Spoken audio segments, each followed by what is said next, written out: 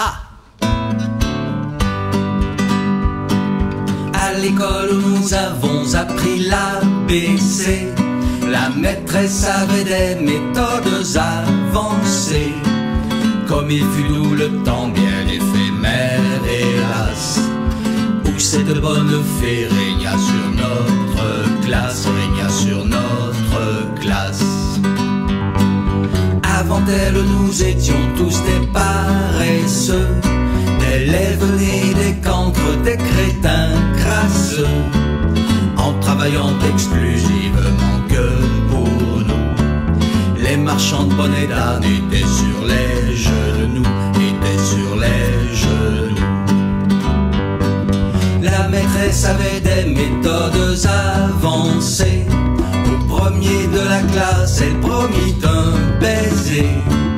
Un baiser pour de vrai, un baiser libertin.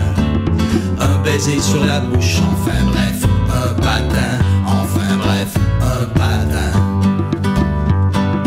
Aux pupitres alors, quelque chose changea. L'école buissonnière n'eut plus jamais un chat.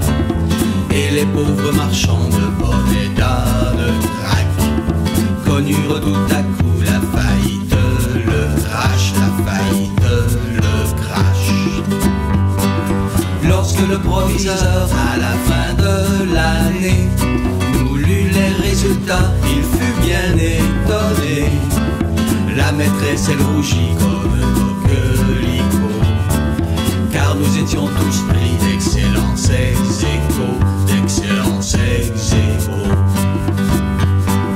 À la récréation, la bonne fée se mit en devoir de tenir ce qu'elle avait promis. Et comme elle embrassa 40 lauréats, jusqu'à 1h indue, la séance dura, la séance dura. Ce système, bien sûr, ne fut jamais admis par l'imbécile alors recteur d'académie de l'école en dépit de son palmarès.